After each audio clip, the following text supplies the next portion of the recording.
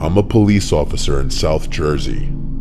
I've been doing this since I was 23.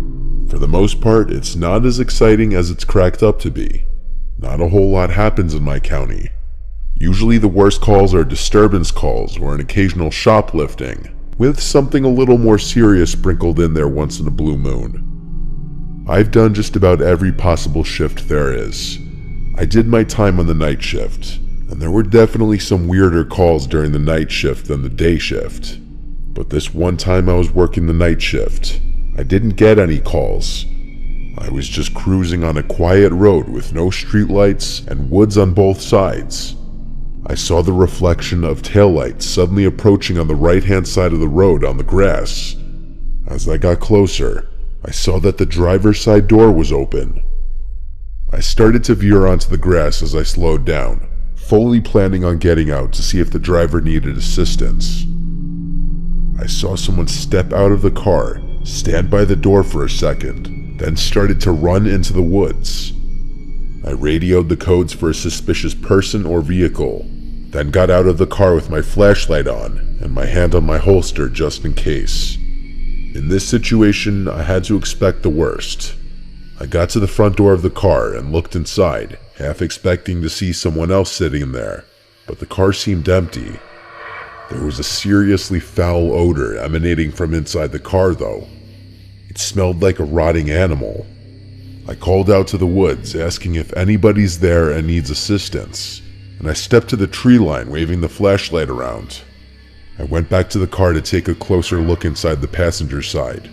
There were multiple bloodied tissues and paper towels on the floor on the passenger side, as well as the rear seats.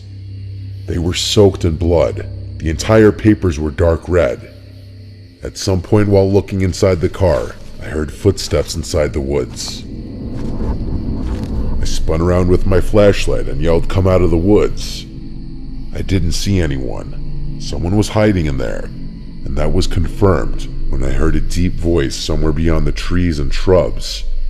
I had no idea what the voice said.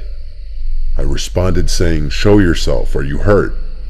I prepared to unholster my gun as I walked a little closer. I repeated myself, asking, "Are you hurt?"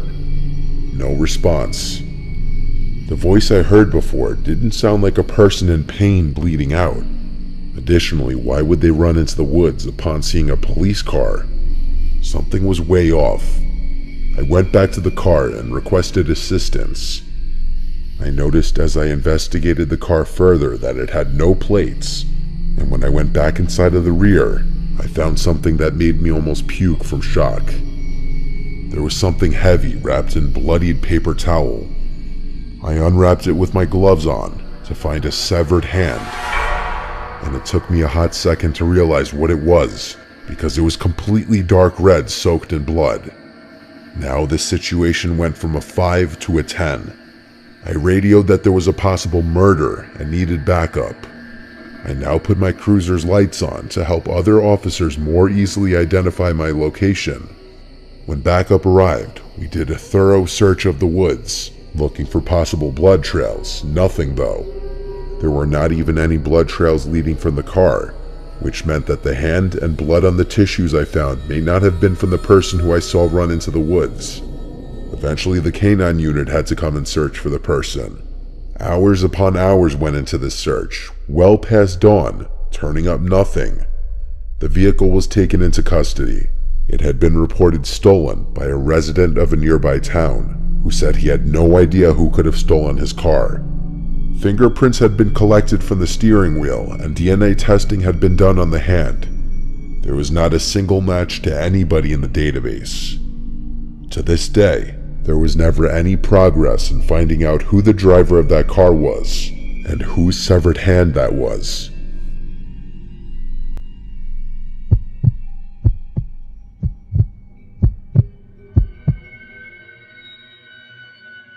My partner and I are assigned to a unit in the sheriff's department that handles tethers, or ankle monitors. One night while looking for someone that absconded the program, we followed her last known location to a somewhat shady area of our county. Not many stops are routine, but this one was unsettling from the beginning. My partner walked to the front door, as I held the side of the house, keeping my focus on him and the side of the house. After knocking on the door, we could hear movement from inside. As the door opened, a middle-aged woman slowly peered out of the door and looked directly at me. There was no way she knew where I was standing. I was not in view of any window at the front or side of the house. What was strange was that most people would answer the person at the front door, not look at the side of the house first. After a moment, she let us in after we asked if she knew who Camille was, who we were searching for. She mumbled something to the effect that she was there. Things went from 0 to 100 immediately, as she dropped to her hands and knees and started scooting on the floor yelling for Camille. This lady had some obvious mental issues, and we figured this Camille was a caretaker of some kind. We both knew the situation was off, but started searching the house.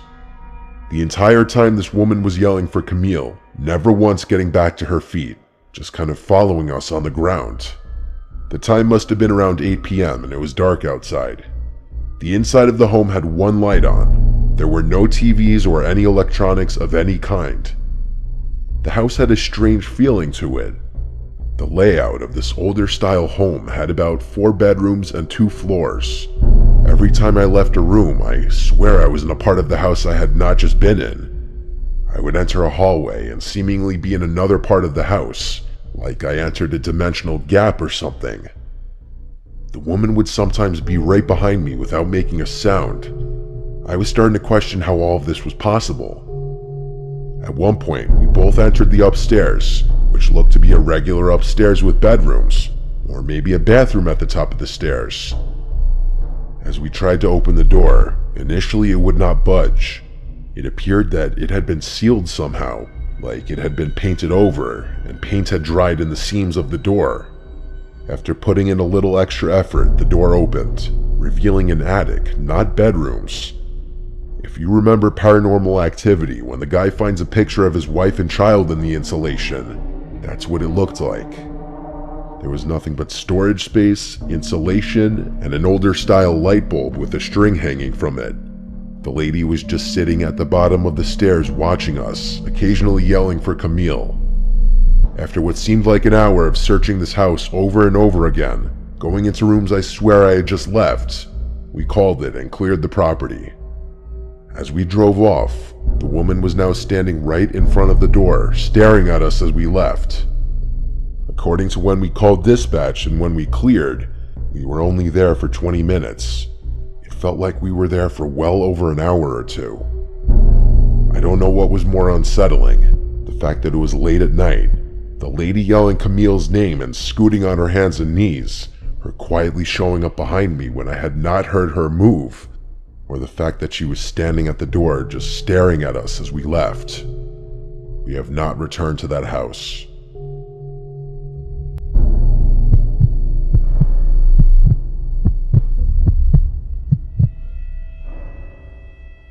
My family and I live throughout the middle of Georgia.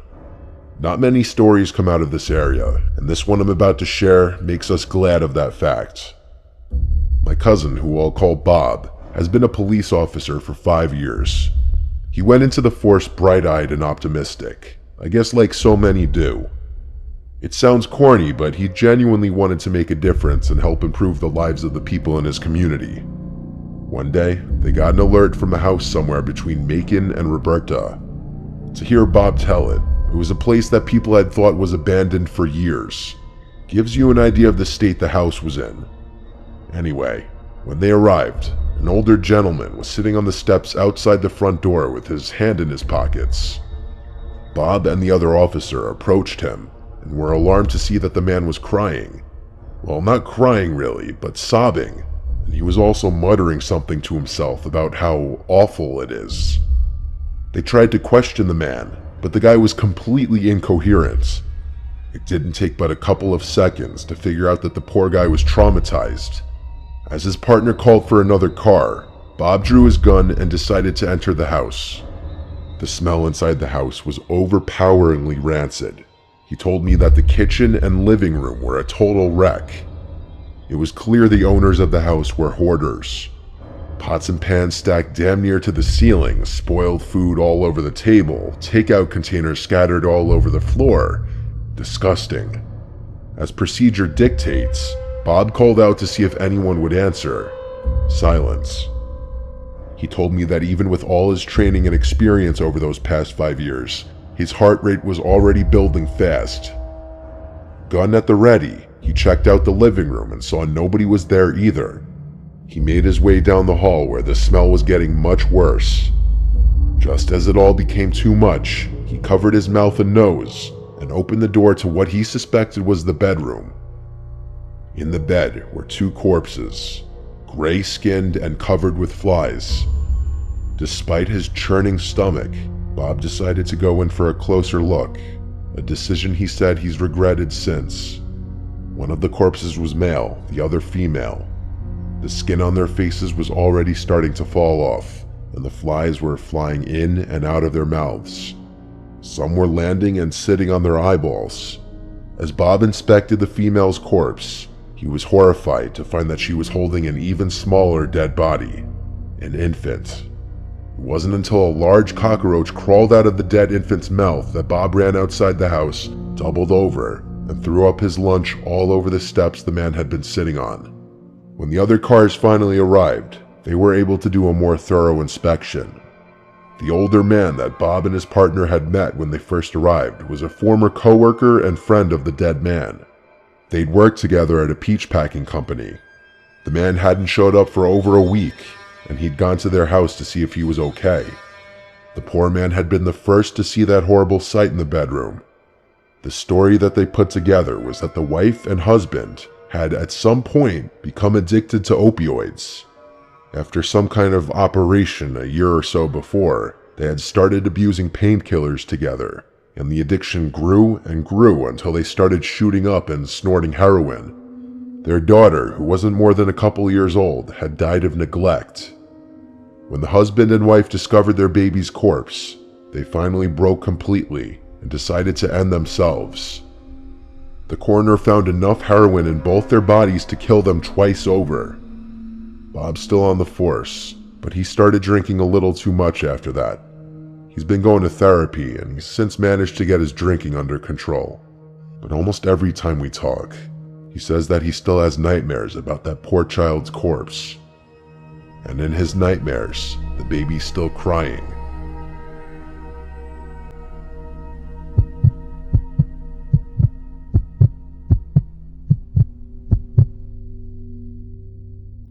I once responded to a call of a possible breaking and entering. A young woman living alone called in fear, saying that she came home to find a broken window downstairs, but nothing seemed to be stolen and she couldn't find anyone inside. But then when she went upstairs to bed, she thought she could hear footsteps moving around downstairs. Her call disconnected shortly after she said that, and the woman wouldn't pick up to any of the attempted callbacks. I took the call and arrived to the little house. I went to knock on the front door, and after a minute, I gave it another set of knocks and pressed the doorbell. After another minute, I tried one more time, this time banging really loudly and ringing the bell again. When there was no answer this time, I decided to inspect the house. I walked around the house, and I found the busted window. It was a window big enough to crawl through with ease. I stuck my head into the dark house and yelled, "It's the police." It was silent. I radioed to dispatch that the house seemed silent. More officers were en route, but I didn't feel right waiting around in case there was someone truly in danger in the house. I radioed that I'm going into the house through the window, and then I climbed through it. I stepped over the shattered glass into the kitchen. I drew my gun and started walking through the kitchen, hearing the glass crunching below my boots. I shouted into the house to make my presence as a police officer known to anyone who was inside. I didn't hear any footsteps, so I went upstairs, as the woman on the phone told dispatch that she heard footsteps downstairs, so that would mean her bedroom was upstairs. I wasn't trying to be too quiet as I went up the stairs, but I also wasn't stomping around. I didn't know what to expect, if someone with a weapon was in the house, or if the woman was just alone in bed. I said, "Ma'am, it's a police officer. Are you here?" and I heard back a soft female voice from upstairs saying yes. I followed the voice to one of the bedrooms, where I saw a woman sitting up in her bed under the covers. She looked at me, and I asked if she was okay. She said she was fine. I noticed a slight tremble in her voice. I kept the lights to the bedroom off as I looked at her. There was enough natural moonlight in the room that I could examine her facial expression. She looked distressed. I told her I was responding to her phone call, and then I asked her why she hung up and didn't pick up the callbacks. She stuttered and said no one is here. I caught on to what was going on. I looked at the closet and made a slight head nod to her. She very slightly shook her head no. I looked down under the bed and pointed, and she shook her head yes. The weight of the pressure of what to do next was 1,000 pounds. The best idea I came up with on the spot was telling her, "Alright ma'am, I just need you to sign this report form stating that I was here and there was nothing unusual." She said okay and got up from the bed and came over to me. And when she was close enough, I pushed her out of the room and then drew my gun and yelled, "Come out from under the bed." I was still shook when I saw a dark figure actually slowly coming out from under the bed. I said hands first and drop any weapons. I heard the clank of something drop to the floor, which turned out to be a gun.